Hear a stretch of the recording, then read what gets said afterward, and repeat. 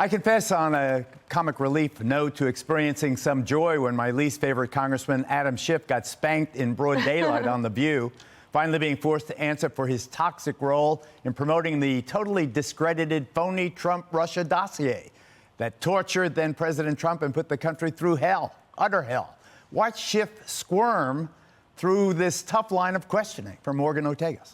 You may have spread Russian disinformation yourself for years by promoting this. I think that's what Republicans and what people who entrusted you as the Intel Committee chair are so confused about your culpability in all of this. Well, I completely disagree with your premise.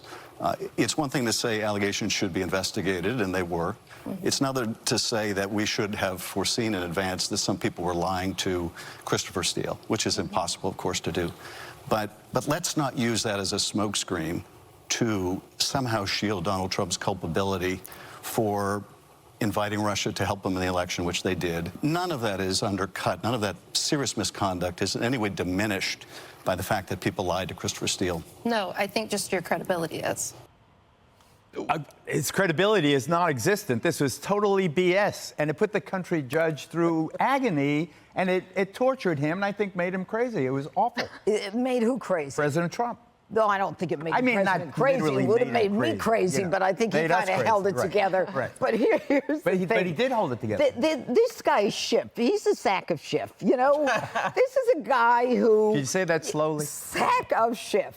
This guy is constantly running around saying, I've got the evidence. I've got proof beyond a reasonable doubt. And even in his denial, he says, we can't shield Trump from inviting Russia, asking Russia to help him in the election. I mean, even when he's shown to be a liar, that he didn't have any evidence, he didn't have proof beyond a reasonable doubt, he's not willing to apologize for it. We hated each other in America. Families didn't talk to each other about Russia collusion. Still in my family. For the first time, and they're still talking about it, as though Russia and not China is the biggest enemy of the United States at this point.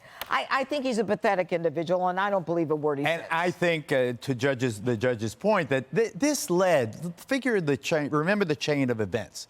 This led, I think, directly to the first impeachment. This unsettled the Republic in a way that was very profound. For what, the third time in American history. This is not a little thing that this punk did. Schiff ruined many Waters' Thanksgivings because he made my mom deranged. I'm serious. This really destroyed the country. That's why Trump wanted a do-over. Remember, he said, if you take away the Russia hoax, I should get a do-over. We now know that the Democrats started the hoax. The Democrats paid for the dossier, and now we know the Democrats put the lies in the dossier. So Schiff comes out on The View of all places and gets his teeth kicked in. He's been doing interviews the whole year, and now all of a sudden he has to go to The View, where a guest host, Morgan Ortegas, holds his feet to the fire. That is so pathetic that it took this long for the press to ask him a straight-up question. At this point, we have to assume everything the Democrats say is erroneous. At this point, we're going to find out the election was rigged, Greg. I'm just waiting. It was. That's a counter-narrative. But, Dana, there was a suspension of decency in the way the Russia collusion probe was carried out. And there was no fair play for the president. And I really believe that William Barr saved the Republic by sticking up for Trump and saying they're going to make him nuts by continually attacking him for something he totally denies. And then when the Mueller report came out, exonerating him essentially, still there were the Thanksgiving dinner even today. I mean, even after these indictments and even after all that we know about what's been happening with the Durham investigation, the congressman goes on. He's written a book. That's why he's on The View. Let's not forget. Oh, he's written a book. That's why he's out. I don't know. Let's not give him any more promotion. Yeah. But how I screwed the country. So he wants to promote a book. He hasn't had to do a tough interview in years because he doesn't put himself in that position. He probably did not expect that from Morgan, who had the right tone. She also knows what she's talking about. And he basically said, you can't believe what I say, but still, actually, you have to believe everything that I say. He reminds me of the prosecutor in the Rittenhouse trial. Yeah. I mean, it was not dissimilar. It's interesting that you say that because it discredits our institutions so profoundly. Now, you see a prosecutor lying. You see the prosecutor in the Russia collusion case making crap up, and it kind of deflates you because these were the building blocks of our republic. You know, if you can't trust the state to prosecute honestly, if you can't trust the Justice Department to investigate honestly, I mean, what do we have? Well, the truth is coming out, and you know, the wheels of justice turn slowly, but also it will be exposed. I'm confident of that, and I think that if I were Hillary Clinton on my next book, I would not go and try to sell it on The View if Morgan Ortagus is the guest host.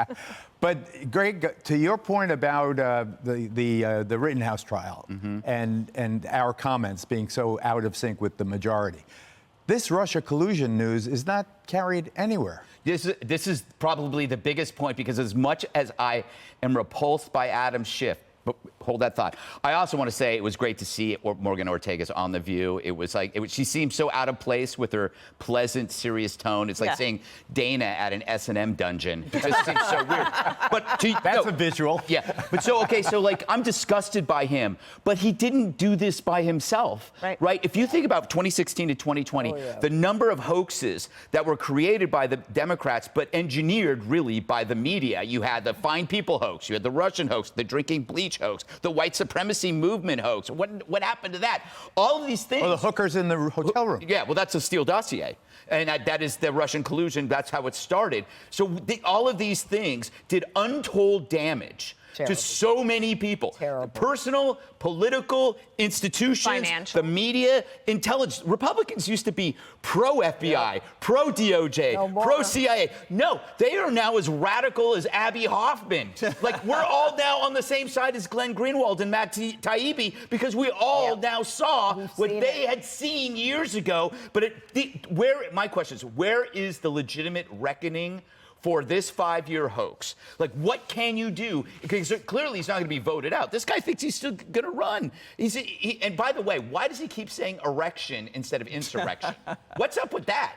Who's Schiff? Pencil neck? So what about what about what Jesse said about families divided? You know, there's alternate realities now. Why are you asking me that? Because you have kids. Yeah, I have kids, but, you know, most of my kids are with me. Sensible, correctly. They're sensible. Yeah, they're sensible. Look, here's the bottom line. We have never been torn apart as a country as we were by this Russia collusion delusion. They hurt all of us. And you know, I had friends for years who won't talk to me because of Donald Trump, as if he is a Putin puppet or a Russian asset. It's really disgusting what they did. They divided us. I don't know if we'll ever come back. Split. It's terrible.